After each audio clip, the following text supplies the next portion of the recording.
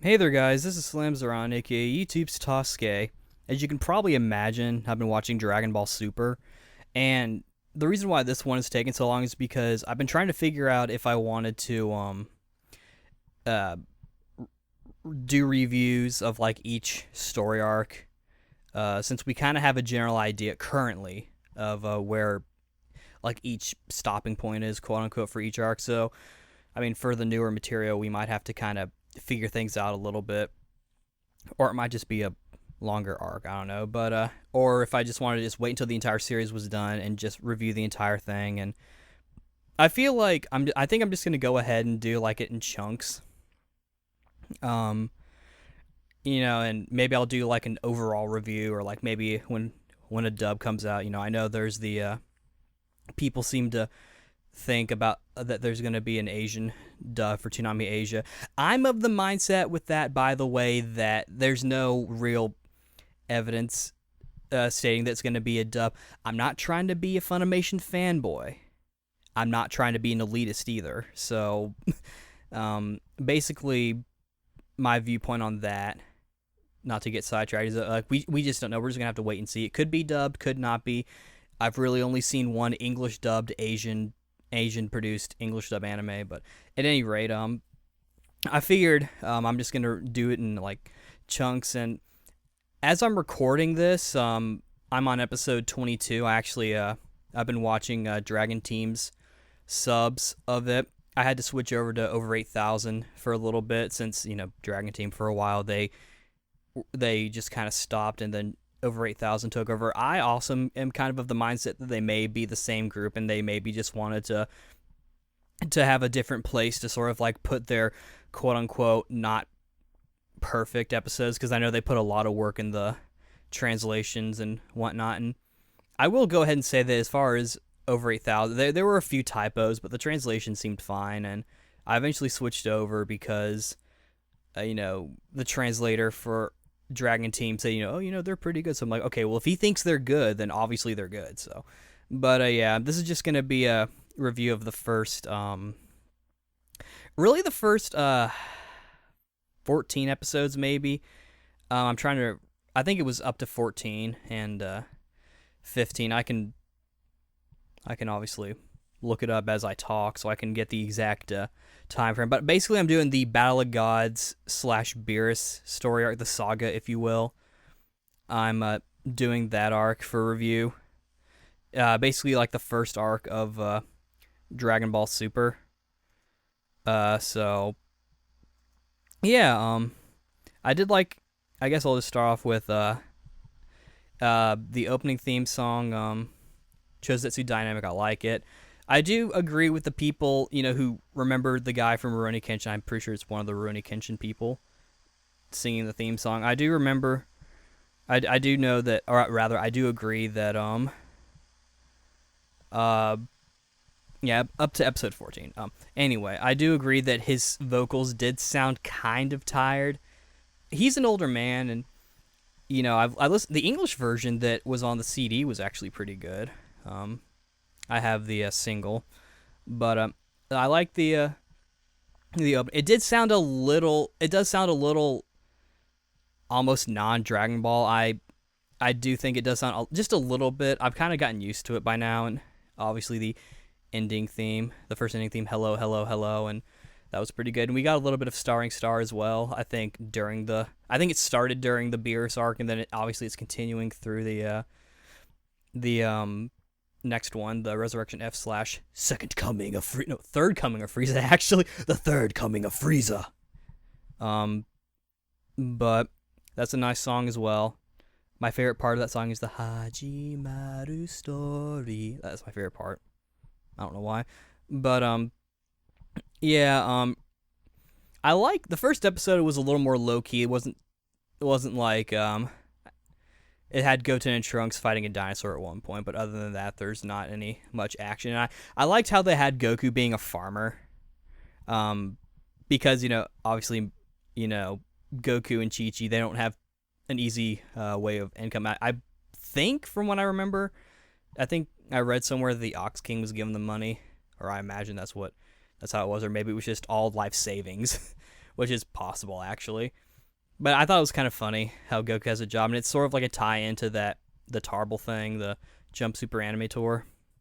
It's a nice little tie-in. I mean, I don't know if they're directly connected or not, but and I think it was like the first couple of episodes, first few episodes that were kind of sort of like chill episodes, quote unquote. They didn't really start completely in the Battle of Gods arc. We did see Beerus and Whis and them doing stuff, and it shows him kind of looking for the Super Saiyan guy. It's like, I had a dream that I was fighting some really cool guy. Oh, it might be Super Saiyan God.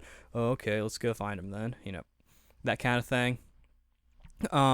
Obviously, one thing that people are going to be wondering is how different is it from the movie? There are some differences. Notably, right to start off with, the first fight between Goku and Beerus on King Kai's planet. Goku goes through each form of Super Saiyan that he's had at that point. He goes 1, 2, and 3, as opposed to just jumping straight to 3 in the movie. I both like and don't like that because it's a little too dragged out. I mean, it's still a good way of showing that Beerus is just on a completely different level than Goku, and he's able to take him out really quickly. But it was a little too dragged out, and I feel like what I liked about Goku going Super Saiyan 3 immediately in the movie was that he was going immediately all out from the start.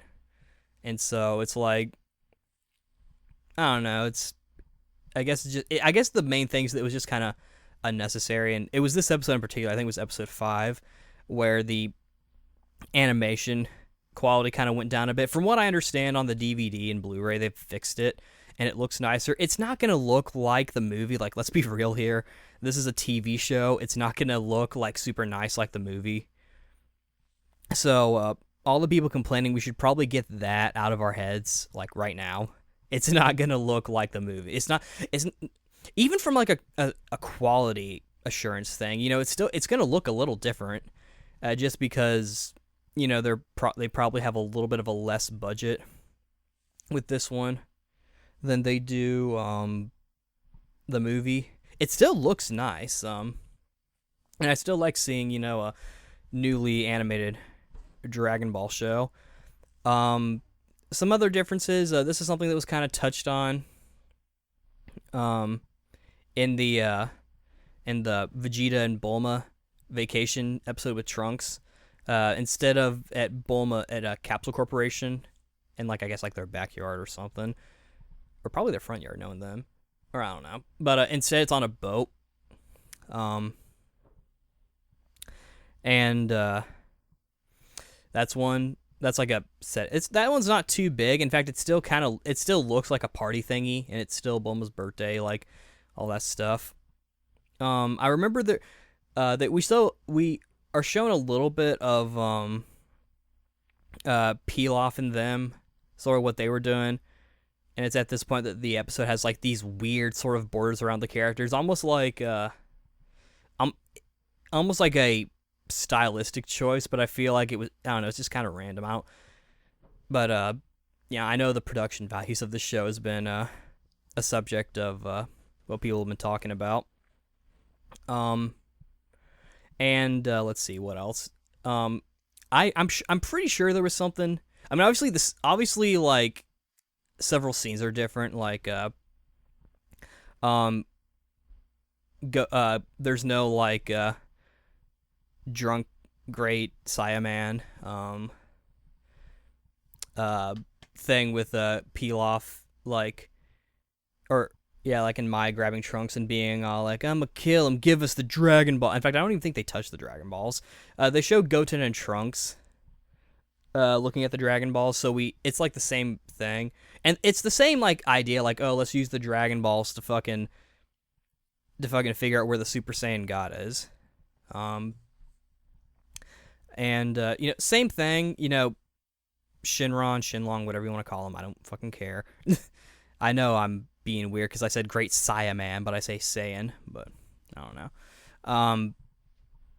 It's like, oh, it's Beerus. Oh no, I'm a scared dragon. The lore about the six Saiyans and the getting the seventh and putting all of our energies inside him and making him go red, like Kaioken, except not. It's that same thing. Um, they even do like the mess up thing, like, oh, fucking, we need a sixth. Oh, who's the sixth? Oh, I have one. She's inside my tum tum because I'm preg. Whoa, you're preg, Videl. I'm juveniling it, but if that's even a word. But this one scene in particular was probably one of the more without going into like without thinking of the scenes in terms of like as if they were just one long movie, because obviously the Beerus and Goku fight's pretty long. But the Super Saiyan God transformation was pretty long. It was a little too dragged out. One thing that I thought was kind of cool, which I think a lot of people were confused on, is that they show Videl's hair going yellow like Super Saiyan. I'm like, oh, that's cool. She didn't literally go Super. I think it's mainly just a. It was just. I think it. Truth be told, I think it was just a visual touch that they wanted to do. I think by trying to explain why or what it means, I think is kind of overcomplicating it. I think it was literally just to look cool. And then the Beerus fight. This one's also a little dragged out. It's also changed a little bit. The end result's still the same. Goku still loses.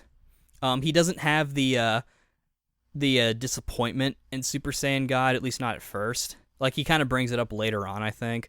Where it's like, hey, fucking Super Saiyan God, my friends had to help me with this. I can't do it on my own, and I'll never be able to do it on my own. Babba-dabba-dabba. That's still there. It's like near the end, though. I kind of preferred it when like it was sort of like... Truth be told, I will say I kind of like the movie's approach to the Beerus storyline a little bit better. One thing that is different is like they... you could argue they buffed up Super Saiyan God a little bit. Like, Goku and Beerus are duking it out. And he stays in Super Saiyan God a bit longer as well. And, like, they're punching each other, and it's making, like, sonic booms. Like, oh, no, if they hit one more time, the entire world's going to be destroyed because they're too powerful. Oh, Goku's trying to fucking, cancel out his stuff. Ba-dabba-dee-ba-dabba. Honestly... I didn't really like I kind of liked it better that... Because it seemed like Goku and Beerus were on equal playing field, and I understand that since Goku is basically a god now, he can be on equal footing.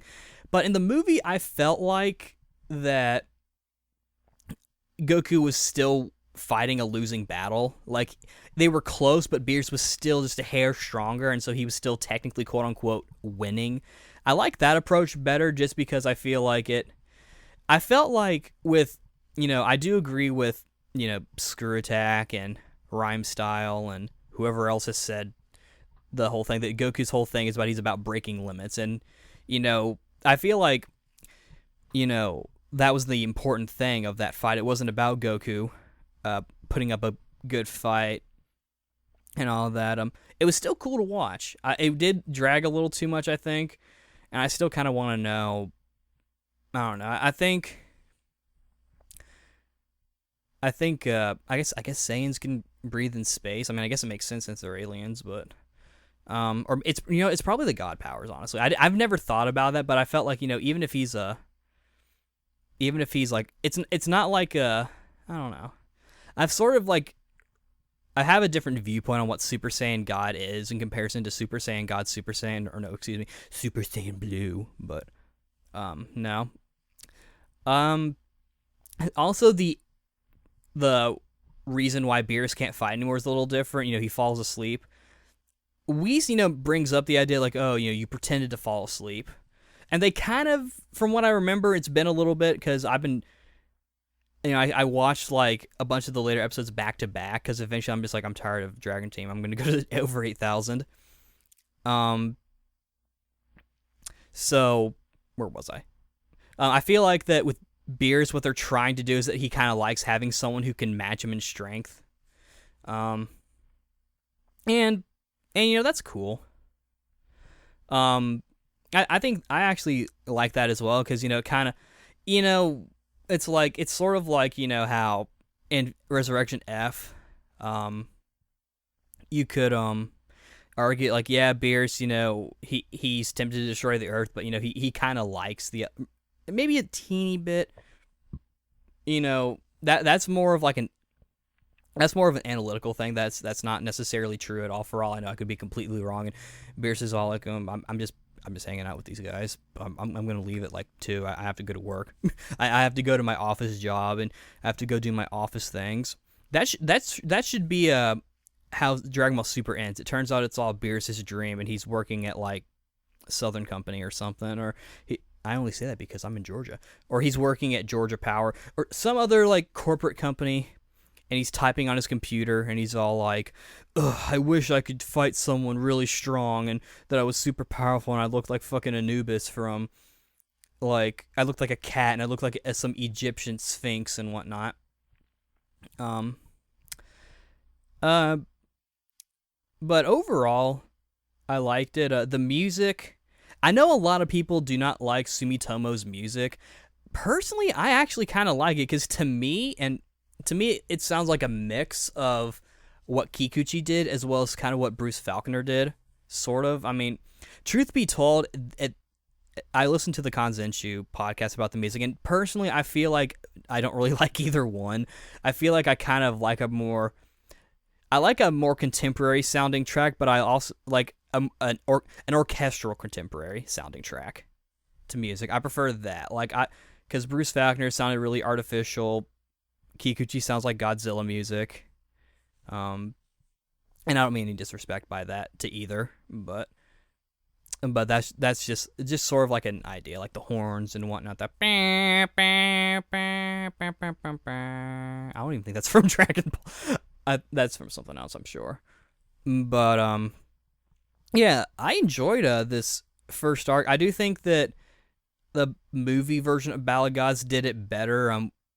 As far as which one's canon, we don't really know. I think based on that rumor that went on about a third movie, I think the way it's supposed to be, I think it's like an alternate. I don't know. Like maybe the way it works is that the movies are the canon version in comparison to the arc as shown as in Super, and then the episodes that don't have any connection to the arc are like the episodes that are just like separate, those are also canon. Then like the new stuff in Super, that's also gonna be canon.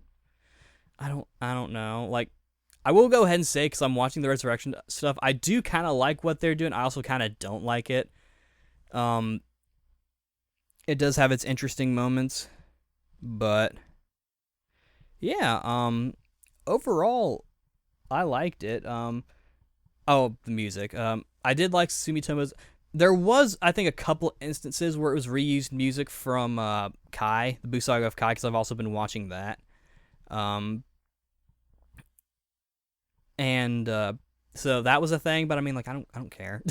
From what I've gathered, this entire franchise is basically a franchise of borrowed music from, like if you could plagiarize yourself, this series would have like 1 million copyright strikes. It seems like they just like to take music, so it's like, who cares? Like, honestly, the original apparently did that with movies, but yeah, I don't mind Sumitomo's music. It's definitely a more video game-esque approach to Dragon Ball music, I think. But that's the music I kind of like. I liked the Kenji Yamamoto stuff. I like this, and I like the music that's in the games. But another thing I also liked, how Hercule had like a golden iPhone. And it's funny because, like, if you look at Gohan's, you can tell he has the 5C. Like, I think that's really funny. You can tell what kind of phone he has. I wonder what that says about his character, that he's trendy. I bet he has the 5.6. He has the bigger 5.6, or the bigger iPhone 6. I think what I mean to say is the i6, not the 5.6, but I thought that was kind of funny. At the same time, I also kind of don't like it because I feel like it's a little too contemporary. I know, like, that's kind of weird. I like contemporary music for Dragon Ball, but in terms of the setting, I like a non-contemporary Dragon Ball. But, that's life for you. The dots don't always connect. But, yeah, overall, I liked it, and like I said, I'm enjoying the Resurrection F stuff so far. Once we get done with that, I'll probably do a review on that. Yeah. Oh, and for those wondering, because I mentioned the Buu Saga of Kai, that's gonna be a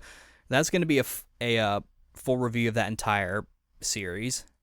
I already have the picture and everything. But yeah, and if it turns out that Toonami Asia is getting a real alternate English dub, because we know Funimation's not doing anything with that version, be it English or no, be it dub or sub, it'll be interesting to see what kind of voices the new actors do, and if Funimation gets an English dub, it'll be interesting to see what they do with it, and I'll keep watching. It's gonna be fun. But yeah, that's all I have to say about this here arc. I liked it. It was definitely very, very sexy. I may or may not have beaten off to it. No, I'm kidding. As far as you know. But yeah, thanks for watching, guys. This is Flames Around, aka YouTube Sasuke, signing out. See you later.